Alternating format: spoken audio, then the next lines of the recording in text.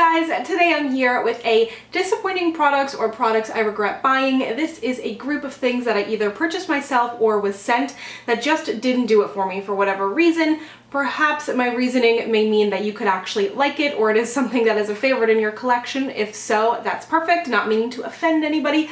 Just wanted to keep you in the loop of what I have gotten my hands on recently that didn't work for me and could potentially save you some money. So let's get started. The first item I want to chat about is something that was the most disappointing to me, and I think it has to do in part with the fact that it's kind of hard to get your hands on in Canada, so I really had to go out of my way to purchase it. And on top of that, I was just so excited to get it, and that is the Anastasia Sweets Glow Kit. Yeah, I don't know, guys. I really like it. Like, my justification was it has this sassy grape shade in it, which is something super unique. But the shade in here that I figured I would use the most is Butterscotch, because it's kind of like a warm golden shade. But I used this in a recent full face first impressions, and it left me with a glitter mustache. I am not okay with that. It wasn't even gold glitter, it was silver glitter, and not like an intense shimmer. Like, this is a legit glitter, and I had no idea. I didn't see anybody mention that. It could look really good in photography and potentially video and Instagram, that kind of stuff. But for me, like every day, leaving my house, I do not want glitter highlight, nor do I want a glitter mustache. So super disappointing to me. It is a gorgeous product, and it just kind of depends on your own personal preferences.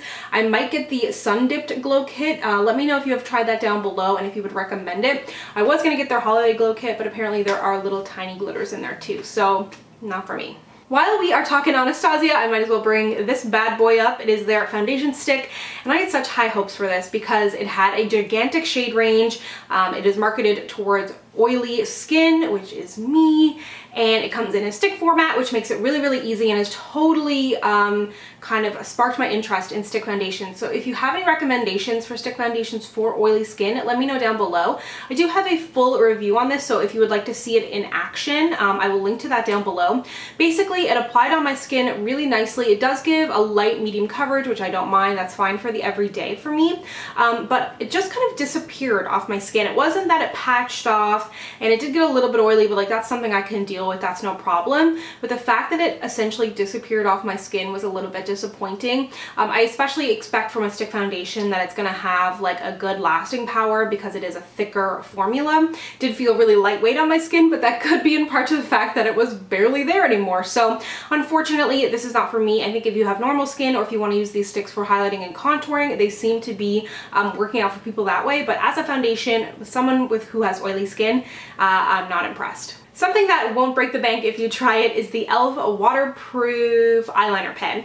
This has a really nice fine tip, looks super black when you put it on. I was really impressed for the first little while, but then I realized kind of by the end of the day my wings were kind of gone. You know how that happens with certain eyeliners. So it was like my wings would disappear. It definitely was not waterproof. It wasn't particularly long lasting either. I think it does cost $1 or $2, so if you want to try it, by all means, you won't be super upset. But if you're looking for a cheaper alternative and a pen style eyeliner, I really love the Essence Waterproof Eyeliner Pen, and I would kind of pass on this one because it just does kind of disappear. From Essence, their Soft Touch Mousse makeup, again, just didn't really do it for me. I found, first of all, the shade.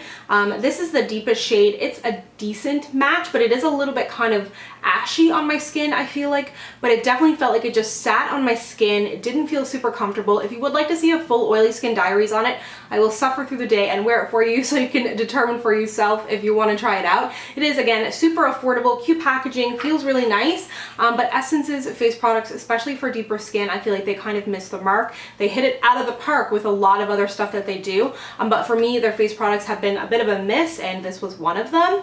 A second miss from Essence's face products are their Say No concealer sticks. So they have a Say No to Imperfections, a Say No to Redness. They also had a Say No to Darkness, which I've already gotten rid of.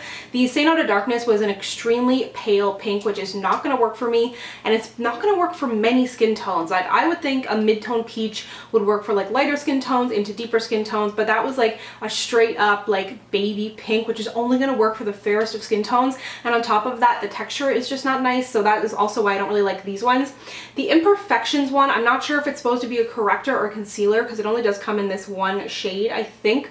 And then also the same with the Redness one that is green. The texture is just, I don't know, it's like when you picture like a stick product and you kind of have that like idea in your mind of what stick products feel like, that kind of negative connotation that like older stick products can have, like they've started to step up their game, but that's kind of what they feel like. And I also feel like the shade range just is not good enough.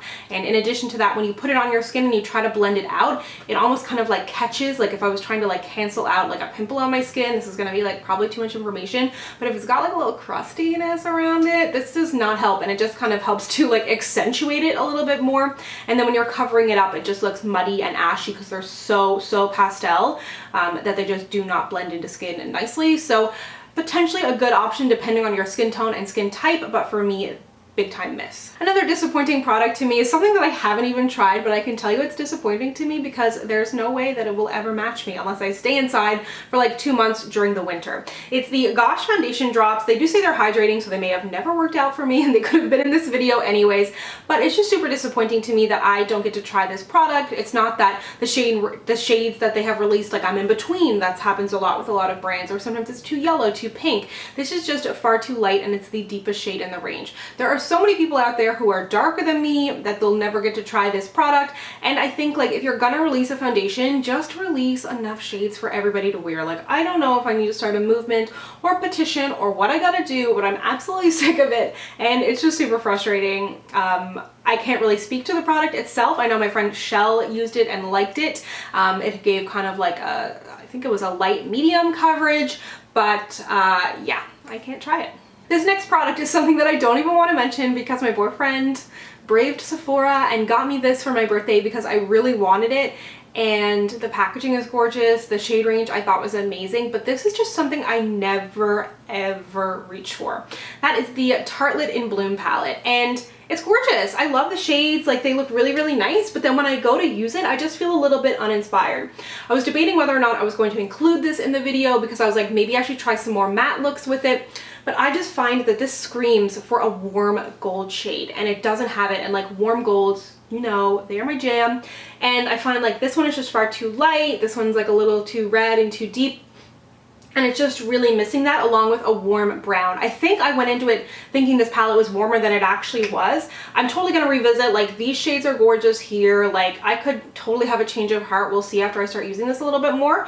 But as of right now, it's just something I never reached for. I've had it since January and I've probably used it like 3 times. The last item I wanna mention is something I picked up at IMATS and I've already decided I'm not a huge fan. It's not that they're horrible, but there are just so many other good alternatives out there. And they are the NYX Suede Matte Lip Liners. I feel like most lip liners are matte. There are very few shiny lip liners out there, and I feel like, I don't know if it's just the name matte or if it's the formula, and they are actually like much drier than other like lip pencils out there. They just don't feel good. Like I put on this nude one today to wear with this product, and I wasn't even planning on including them in the video, and then I was like, no, these are not good. And I tried to wear this one before and it just felt really dry. NYX makes great lip liners. They've got those slide-on ones, and then they've also got their retractable ones, which are good. ColourPop makes amazing lip liners along with Essence. So there's just so many good creamy formulas out there that I don't think we need to resort to these super dry pencils anymore. It just made my lips feel dry like as soon as I put it on, and you don't want that, especially if you're wearing like liquid lipstick and you want to pair it with a lip liner. You want something like nice and creamy that's just going to glide onto your lips. And it's not that they're bad, they're fine, and I'll continue to use them, but I just think that NYX has made better lip liners, and there's also good drugstore alternatives for lip liners out there too. So those are a bit of a miss for me. Let me know if you enjoyed this video and if any of those are your favorite products, and if you're like cursing me watching your computer screen being like, damn you Samantha, I love that. But either way, more for you because I will not be repurchasing any of these. If you'd like to connect with me, you can find me on Instagram, Twitter, and Snapchat at SamanthaJaneYT, and I'll see you guys next time. Bye!